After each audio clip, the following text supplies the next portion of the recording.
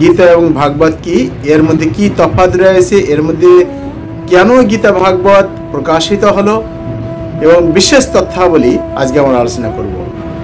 তো গীতা কি? গীতা হচ্ছে ভগবান শ্রীমদ্ ভগবত গীতা। এটা হচ্ছে পরমেশ্বর ভগবান শ্রীকৃষ্ণের মুখানিসৃত বাণী, গীত বা গাওয়া গান। ভাগবতম শ্রীমদ্ ভাগবত অর্থাৎ ভগবান এবং ভক্ত সমন্বিত তথ্যাবলী বা কথা রয়েছে। ভাগবত হচ্ছে কি?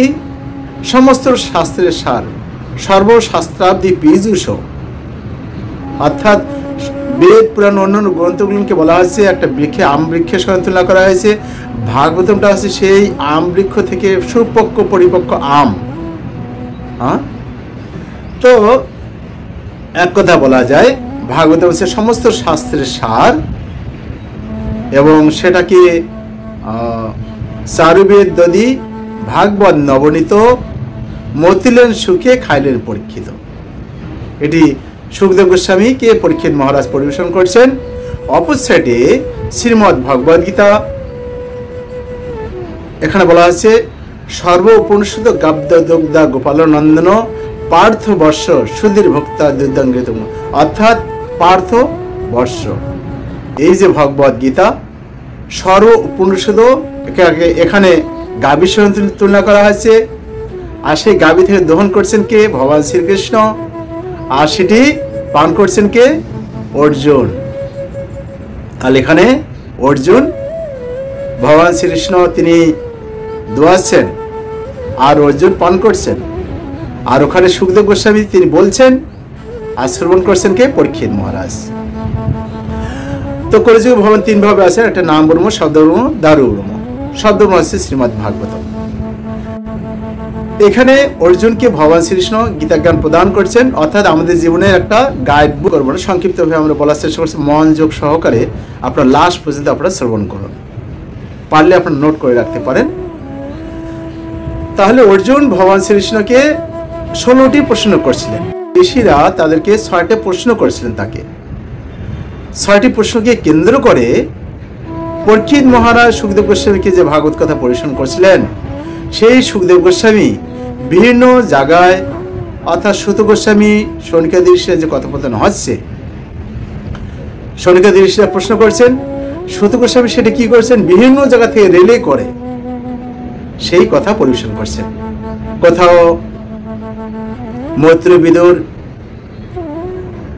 সেখানে ভাগবত কথা হচ্ছে, কোথাও মৈত্রী ঋষি উদ্ধবজি ভগবান শ্রীকৃষ্ণ তাদেরকে ভাগবত কথা শোনাচ্ছে, কোথাও নারদমণি মহর্ষিদেরকে ভাগবত কথা শোনাচ্ছে, কোথাও সুখদেব গোস্বামী পরীক্ষিত মহারাজকে ভাগবত কথা শোনাচ্ছে। অনেক অনেক জায়গায় ভাগবত পরিবেশন হচ্ছে। সেই কথাগুলোকে নিয়ে এসে সুত গোস্বামী শৌনিকাদি ঋষিদের পরিবেশন করছেন, রিলে করে।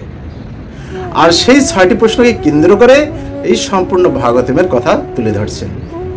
আর এখানে অর্জুন তিনি 16টা প্রশ্ন করছেন। 16টা প্রশ্নকে কেন্দ্র করে ভগবান শ্রীকৃষ্ণ এই গীতা জ্ঞান প্রদান করলেন।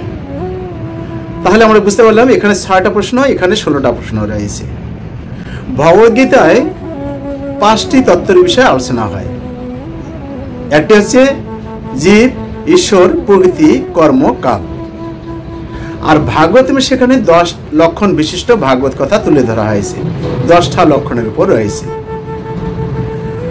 তো গীতাটা হচ্ছে সূত্র, ভাগবত হচ্ছে তার প্রিয়। গীতা ভগবান কথা দিয়েছে তুমি এই করো। ভাগবত সেটা প্র্যাকটিক্যাল দেখিয়েছেন। বিভিন্ন মহাজনদের, বিভিন্ন রাজা মহারাজদের, বিভিন্ন ভক্তের কেন্দ্র করে তাদের জীবনী দিয়ে অনেক সময় তুলে ধরছে, অর্থাৎ সেটা আছে প্র্যাকটিক্যাল ভাবে তুলে ধরছে। তো গীতাটা এক কথা বলা হচ্ছে অডিও, ভাগবতমটা হচ্ছে ভিডিও। না, ভাগবতমে 18,000 শ্লোক, দ্বাদশ স্কন্ধ। দ্বাদশ স্কন্ধে প্রথম, দ্বিতীয় স্কন্ধে ভগবানের চরণ, তৃতীয় স্কন্ধে ভগবানের উরু, পঞ্চম হচ্ছে ভগবানের নাভি, ষষ্ঠ বক্ষস্থল, সপ্তম অষ্টম ভগবানের বাহু, নবম কণ্ঠ, দশম হচ্ছে মুখমণ্ডল, একাদশ ললাট, দ্বাদশ হচ্ছে মস্তক, পূর্ণ বিগ্রহ স্বরূপ। আর গীতাটা হচ্ছে ভগবান শ্রীকৃষ্ণ এখানে গীতা জ্ঞান প্রদান করছেন। গীতা সম্পূর্ণভাবে এখানে বর্ণনা দিয়েছেন। সেখানে 18টি অধ্যায় রয়েছে এবং 700 শ্লোক রয়েছে।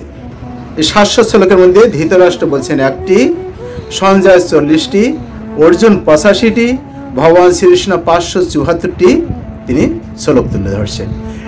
এটি হচ্ছে অনুষ্ঠব ছন্দে। ভগবদ্গীতা অধিকাংশ শ্লোকগুলো হচ্ছে অনুষ্ঠব ছন্দ, আর ভাগবতের শ্লোকগুলো হচ্ছে বিভিন্ন, সেখানে অনুষ্ঠব ছন্দ রয়েছে, বসন্ত তিলকা রয়েছে, ইন্দ্রবর্জা রয়েছে, বিভিন্ন শ্লোক সেখানে রয়েছে। তা আমরা গীতা এবং ভাগবতের যা সংক্ষিপ্ত আমরা ধারণা তুলে ধরলাম। হরে কৃষ্ণ, সবাই ভালো থাকুন। কোনো কিছু প্রশ্ন মন্তব্য অবশ্যই কমেন্ট করবেন, লাইক করবেন, শেয়ার করবেন, সবাইকে জানার সুযোগ করে দিবেন। এর বিস্তারিত বিবরণ গীতা এবং ভাগবতের ডিসক্রিপশন বক্সে সেখানে লিঙ্ক দেওয়া রয়েছে, আপনারা শুনতে পারেন। হরে কৃষ্ণ।